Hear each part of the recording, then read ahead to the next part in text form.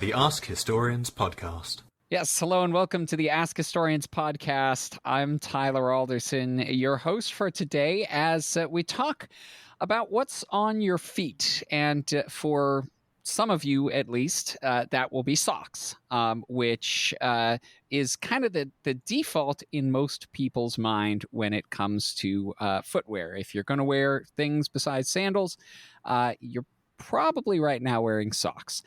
Don't wear socks with sandals, by the way. But there are, in fact, other things that you can put on your feet, and historically that have been quite popular and have been, I guess, somewhat written out of the history. Here to talk about Footwraps is Brynn Derwen. Brynn, thank you so much for joining me. Thank you, Tyler. I'm really excited to be here and talk about what I think is like the unknown foot covering. Yeah, so, I mean, socks, obviously I say everyone wears socks. I guess not everyone does, but that's immediately what you think of when you're wearing shoes. Right. But as I understand it, socks up until recently were actually fairly valuable. You couldn't just go down to the Walmart and get yourself a pack of Hanes, could you? No. That's one thing I've discovered is that socks were incredibly valuable. And I mean, you can see that up until the 1950s, where darning socks was still common. If you wore out your socks, you had to kind of fix them. While today they're kind of more seen as disposable. But for people who are even poorer, a common alternative would be foot wraps. Right. So a foot wrap, can you give people a basic overview if they might not have heard what a foot wrap is? Sure. A foot wrap is a piece of rectangular cloth, usually square, but of varying rectangular sizes. And it's traditionally made from cottons, linens, or wools, and it's folded around the foot and then secured by being put into a shoe. And they've been used historically for thousands of years, but they're really just completely exist outside of the Western histories. Yeah, so these are they look to give people a visual like a handkerchief or something like that you'd fold up. What were some of the drawbacks and benefits of wearing a foot wrap? Obviously, there's a cost benefit. They're less expensive. What were some of the other reasons why you would wear one and what you'd have to watch out for? So one of the most fascinating things I think is that for this, we have a letter written in the 1700s from a Russian prince to Catherine II. And in that, he writes to Catherine saying that saying that foot wraps have a firm advantage over socks because if you wet your shoes, you're stuck with your sock the way it is. But if you, say, step into a creek or a puddle with a foot wrap, you can take your shoe off, you can take your foot wrap off, and then you can rotate your foot wrap and re-wrap it. So the wet end is higher up or outside of your shoe and it will dry quicker. He also noted that foot wraps prevent disease and increase comfort because they allow blood to circulate better, and they're generally easier to clean because they're not knitted and they have a wide surface area. But what I think is super fascinating about this letter, and I agree with his conclusions, is that an American army surgeon who was serving with the Imperial Russian Army during the First World War, he looked at foot wraps and made the entirely same conclusions almost 200 years later. So these are things that would potentially, and this is something that we're going to get into, and I know you've done research in there, including some I guess personal research. These are obviously things that would be very useful in the military, and it seems like the Russian military certainly has a very strong association with foot wraps. Yes, they certainly do. They finally phased out foot wraps in late 2017. So they're incredibly recent. And then, of course, Eastern Europe used most of it until used them very frequently until the 1960s. or for the Baltic and Nordic countries until after the end of the Cold War.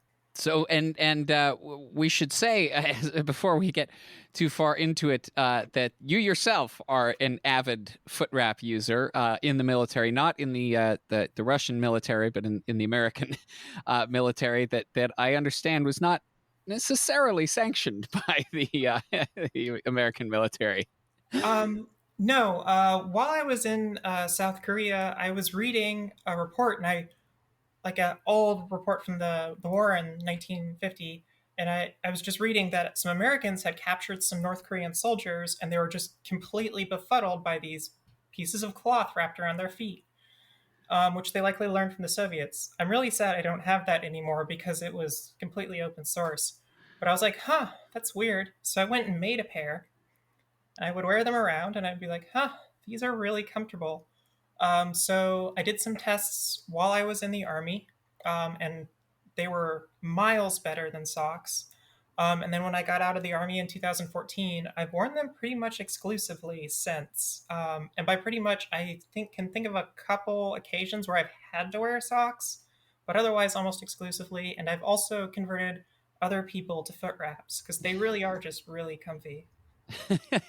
So the Footwraps, the way to go, at least according to your personal experience.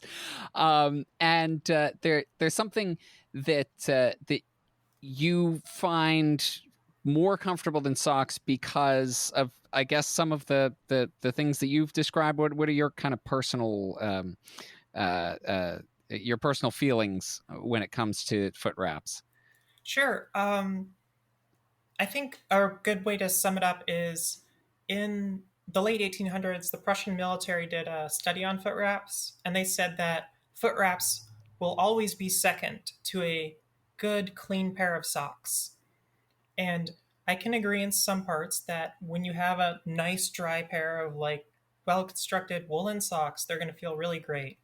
But as they get dirtier and wetter, you start feeling like you're in a marsh while you're stepping, and they can constrict your blood flow.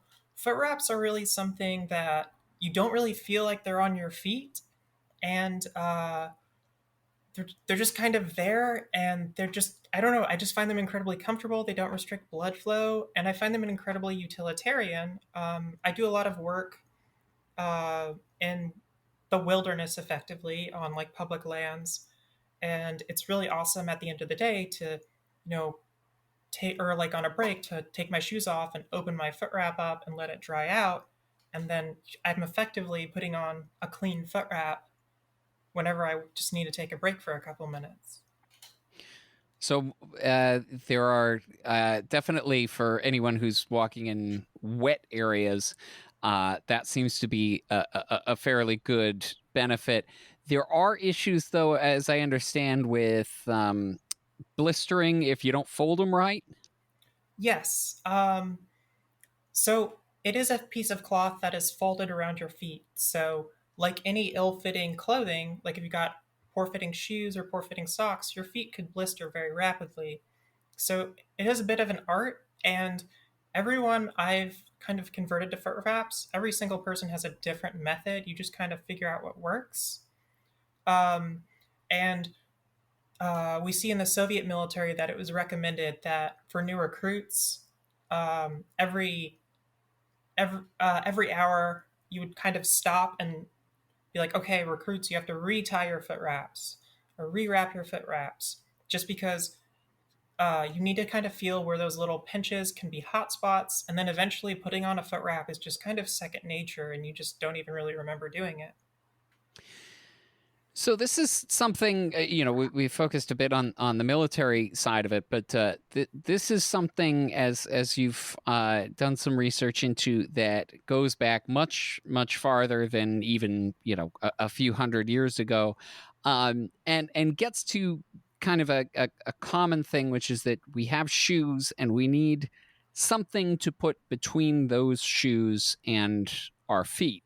And you've actually traced these the foot wraps fairly far back, over 2,000 years old, as I understand it.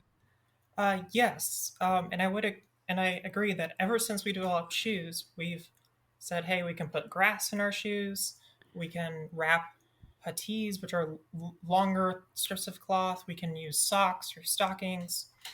But foot wraps have been the most tricky to trace historically because they're known by just so many different names. And usually the people writing about them don't even really understand what they are.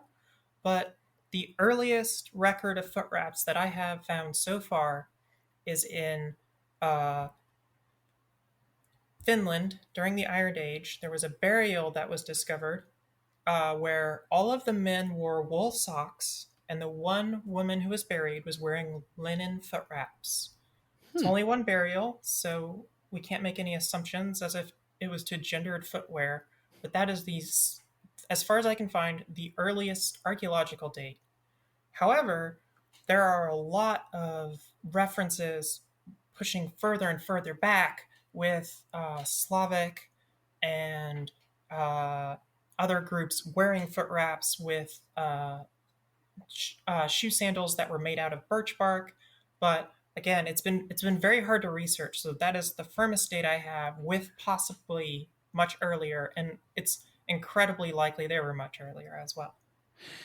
So it's interesting you talked about the Slavic, reaching back very far, because the foot wraps seem to have a significant hold in Russia, in Eastern Europe, Slavic and Finnish tribes. You talk about wearing these puttees for a long time. Was there any reason why that particular area, as opposed to, say, Western Europe, was, why they had such a longer history there? So to kind of answer this question, I actually need to state something else, and that first, and that foot wraps are they're completely misunderstood, and a lot of the knowledge that's known is based off of hearsay, which I'll get into because that actually really implies to the Russians, who actually think foot wraps are a Dutch invention in their popular history. But I honestly do think there would be much more Western historical or archaeological finds if people just knew what foot wraps are. They're called such things as foot wraps, foot rags, foot cloths, foot bindings, foot bandages. There's a whole host of terms with various spellings, spaces. So I think probably one of the best examples of this is when the overcoat was translated from Ukrainian and Russian into English. There is a line where the character is advised to take his worn out cloak or overcoat and turn it into gaiters in the English translation, which makes no sense because gaiters are stiff and they keep things out, and worn out wool will just tear away. But in the original translation, it's foot wraps. So that is how obscure foot wraps are, is that this word, when translated, was just, they're like, that doesn't make any sense. He's obviously talking about gaiters. So to say that, again, Eastern Europe had a much longer military history with foot wraps. They lasted well into the 21st century, and the Russian military had a lot of issues attempting to kind of switch out foot wraps. So I think that's the main object.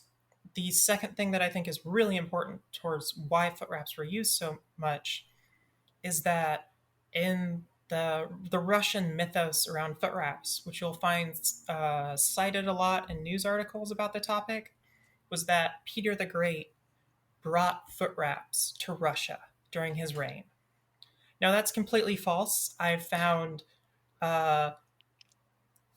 evidence of foot wraps in Russia prior to that, and I've also found no evidence of Dutch foot wraps. That doesn't mean Dutch foot wraps don't exist. It just means I've really struggled to find anything about Dutch foot wraps, and foot wraps were already in Russia, and they already had terms for them. So it's far more muddled, but it's kind of entered that popular mythology with Peter the Great introduced this. So Peter the Great went to, as I understand it, he did some kind of tour of Europe. He was in the Netherlands at the time, and supposedly, you're saying, according to the mythos, someone's like, hey, look, you can wrap your feet like this. And he said, this is great. I'm going to take it back to Russia, Yeah. supposedly. Supposedly, when he was in Holland, he saw foot wraps and were like, "This is perfect. This is exactly what our people need," and then took it back to Russia. But I actually have an itemized list of traitorous nobles' possession a decade prior to him assuming the throne and making and modernizing the military, and it lists foot wraps. So there's some holes in the concept, unfortunately. Okay, so we've got foot wraps in Russia that have a bit of a mythos around them.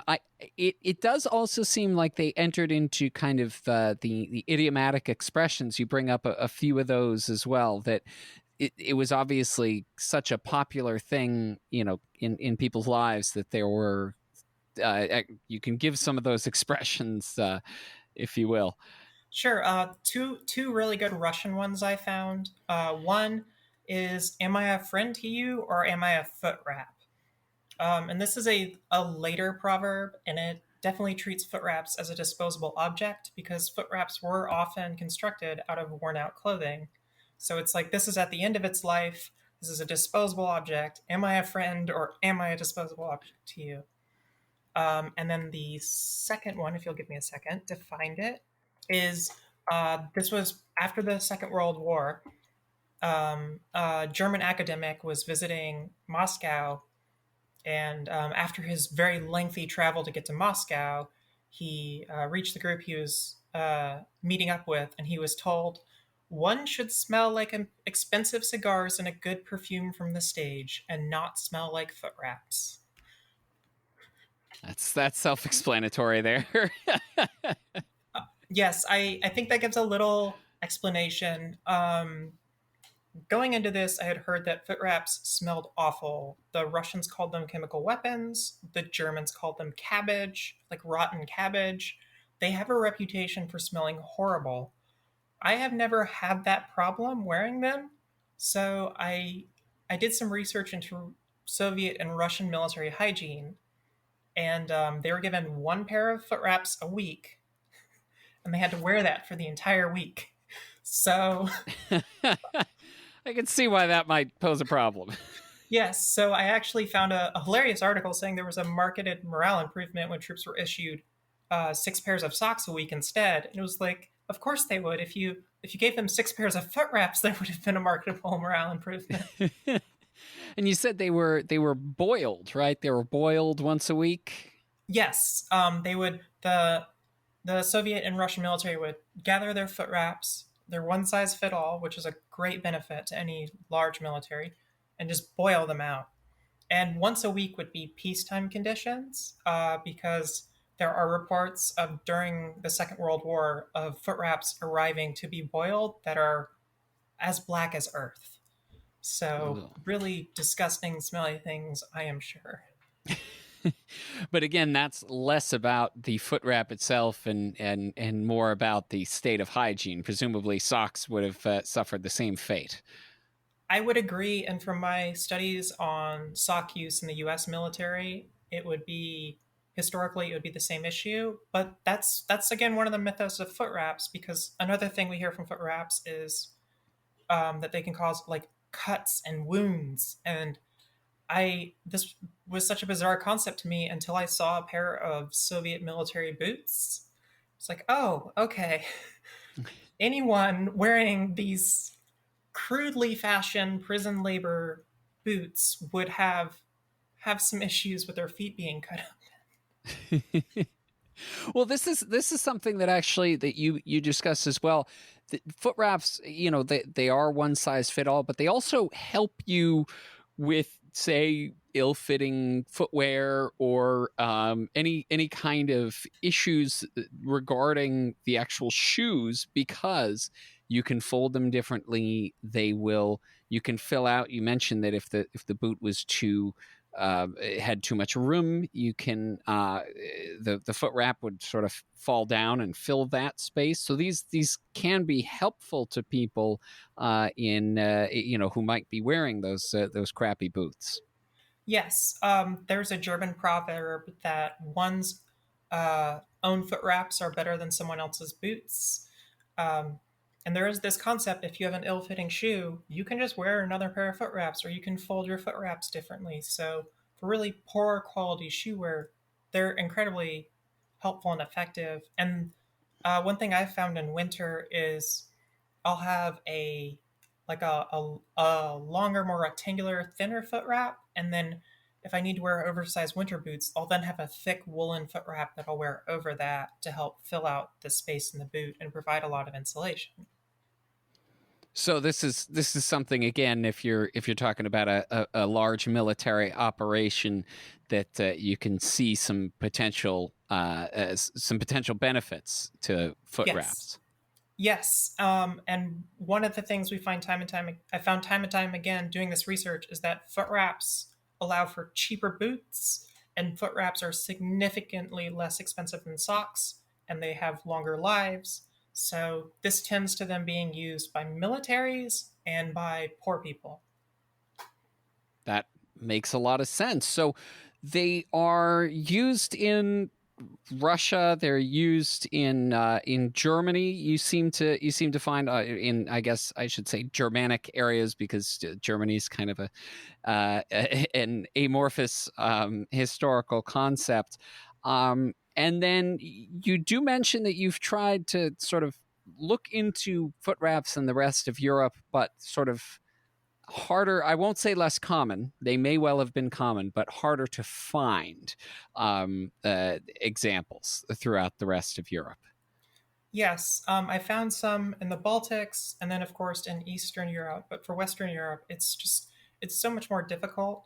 I actually, to kind of give a really good example of how difficult it is to research foot wraps, I found out that foot wraps were incredibly common up until the 16th century in Germany, until sock looms were brought in by the Huguenots, and then socks were able to be manufactured far less expensively and more common, which is, again, really helpful for this research. But I found this in a German knitting journal for people who are obsessed about Huguenot knitting techniques in medieval Germany. It's really, really, I don't find foot wrap sources. I find something mentioning foot wraps and I get really excited because it's just so hard to track down. So that's one question that I have, and I don't doubt your experience with the foot wraps. And I guess at some point maybe I should and anybody listening should go and get some linen foot wraps and try them out for themselves. But why is it then that socks, you mentioned, well, now once the Huguenots made sock looms in Germany, that the foot wraps kind of went out of fashion? Is it that socks had a kind of a prestige to them? Or are there benefits to the socks that people ended up ditching foot wraps for them? Why is it that they diminish? I have two ideas on why this could be, and it could very well be both. And the first one is foot wraps look like rags tied around your feet. You can tie them in neat ways and have neat or cute patterns on them, but they're still rags around your feet. They're not very fashionable. They're not very, they don't flaunt figure or anything like that. So they don't look particularly fashionable. The second is socks are a huge status symbol, and foot wraps are very much relegated to the impoverished. One of these random sources I came across was that in Utah, some of the Mormon pioneers would wear foot wraps all week and then save their one pair of socks for Sundays. So, and that's in the 1800s. So I really do think that you have this garment which doesn't really fit in with the stockings or hose of the medieval period, and it again looks like bits of cloth wrapped around your feet, and it's not very stylish. And then the sock is such a status symbol that it completely kind of pushes the foot wrap out of existence, unfortunately. and you would argue that potentially we should all be converting back to foot wraps. Without a doubt. Well, that's good. Now, more recent history um, shows that the Russian army moving away from that. But you mentioned that it's sort of a bittersweet. On the one hand, they were ready for socks in some way or another, but there's also a nostalgic element to the foot wraps that people are sort of a little sorry to see them go. Yes, it's it's just one of those cases where you have this footwear that's just steeped in mythology and really just this it's such a they're really just such a bizarre thing because while they are worn by impoverished people and they're worn by people who live out in rural countrysides, for the vast majority of urban people who are conscripted, it's just this thing that they would never really encounter outside of the military. So for them, that's a way to kind of look back fondly with their nostalgia on this. And some Eastern European militaries, when they retired their foot wraps, actually gave them departing ceremonies. That seems is kind of a comical idea, but you can imagine it is it is something that would be a marker of military service. I assume that most of these people did not, though, go on to wear foot wraps in everyday life. No. One thing I did find, the vast majority of Soviet and Russian veterans do not ever want to wear foot wraps again. And I can't blame them. The shoes are horrid. There's no hygiene. Cannot blame them. Um, Outside of people living in small rural villages who are in these extreme conditions where socks just don't hold up worth to how much they cost, you see them wearing foot wraps. You might see some old veterans reminisce fondly, but that does not mean they're about to go wrap up a foot wrap and put their feet back in those rough boots. So it's not something they're really rare and to get back into, although potentially for different reasons than the actual foot wrap itself. Yes. So when you look at foot wraps, when you're looking through when you're doing the research, do you think that this is the problems with finding the sources mostly because this was kind of a low status item, that it was not something that people saw as important or remarkable? I can't imagine, although maybe there is some sort of biased, big sock keeping the foot wrap down narrative in history. Is it simply just poor people and soldiers, what they put on their feet wasn't all that interesting? Is that the reason why we can't find anything? I would strongly agree with that hypothesis. I think that socks are, again, they're seen as a status symbol. They're seen, and then once the shift turns, or it becomes what normal people are wearing. So it really does become this symbol of poverty. I was reading about how after the fall of the Soviet Union, during those really dark years in Russia, people were having to go back to wearing foot wraps, and even in the cities, and how it was just such uh, a, a shame to wear them because it would show off how poor you were, that you couldn't even afford socks. So I do think it's an definitely part of that. And then I think another part is that due to the adoption of hose and stockings in Western Europe much earlier than Eastern Europe, foot wraps are even more removed from the English language. So we really, again, when you see these words, or you see these images, or you even see these objects, there's just no one looks at a rectangular piece of cloth and says, "Ah, that should be wrapped around someone's foot." That makes sense. Would they ever get sort of confused with things like handkerchiefs or those sort of, I know cleaning rags? Many of them got repurposed as cleaning rags after the wars. It's that sort of thing that they might be mistaken for. Yes, it's hard to tell from archaeological surveys because I don't know the context. And usually, when an item's listed on like a museum, like here's our collection, they don't give you the context where it was found. So I can't be like, that was a foot wrap. But when you see this ragged piece of rectangular cloth, and they're saying like a servant's handkerchief or like a towel, but it's like this thin muslin, almost cotton. It's a foot wrap. And then, as you brought up, after the end of the Cold War, and most of Europe had these huge stockpiles, Eastern and Northern Europe had these huge stockpiles of foot wraps. They started to dump them on the surplus market, and the Western surplus market just called them cleaning rags because they really just didn't even know what they were. I guess you couldn't. It's hard to sell them as foot wraps if no one's buying foot wraps. Exactly. So why? And I don't mean this in an antagonistic way, but why is it important that we rediscover foot wraps? Either personally, obviously, you seem to think they're more comfortable, but also historically, why is it important that we take a look at what people have on their feet?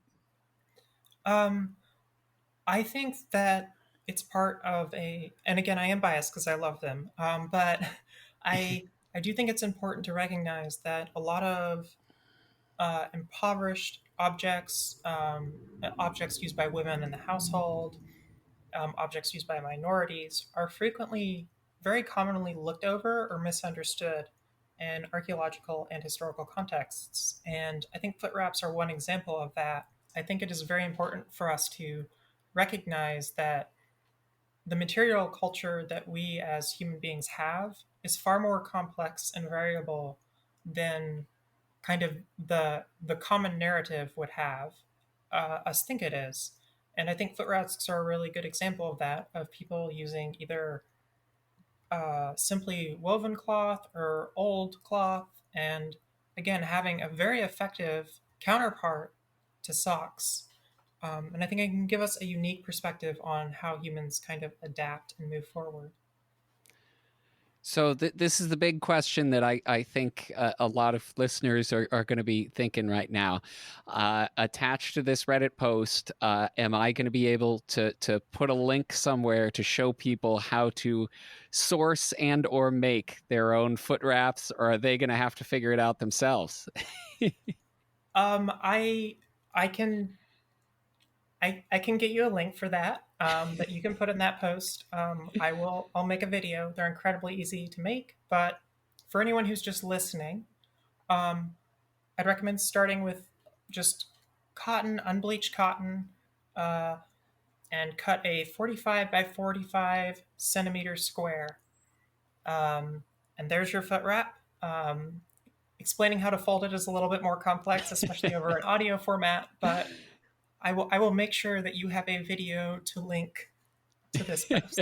Well, that's good. That's good. So go down to Joann's or to Michael's or whatever. Get yourself some unbleached cotton, and 45 by 45 is what you're looking for. Centimeters. Yes, and centimeters. Not inches. One of the most fascinating things I've found in my most recent research of foot wraps is, while a lot of the history on them is military, I think one of the best civilian stories I've heard was in 1953 in Hungary. These workers' battalions were working on draining a swamp for a new city, and they were not given rubber boots, which is a problem if you're standing in knee-deep water all day. So they protested and weren't able to get anywhere. So they went to their they went to their boss, and they went into his office, took off their soaked shoes, took off their foot wraps, and wrung them out in his office and marched out. And the boss said, "Don't do that again." So the next day, they went to the local political party's boss, like the Communist Party, the head of the Communist Party in the region, and they did the same thing. The very next day, they reported to work, and they had brand new rubber boots waiting for them. Foot wrap protest, very, very effective. Yes. That's brilliant. Well, Brynn Derwen, thank you so much for joining me. As I said, I'm sure there are going to be a bunch of people who are going to be heading down to their local craft store and trying to see whether they too will convert over to foot wraps. So thank you so much. I can only hope. Thank you as well. You've been listening to the Ask Historians podcast. I'm Tyler Alderson, and we will see you in a couple weeks. You've been listening to the Ask Historians podcast. Please support us at patreon.com/askhistorians. Find more history like this by following us on Twitter and Facebook, and by visiting us at askhistorians.reddit.com and ask hundreds of historians and enthusiasts anything you want to know about history.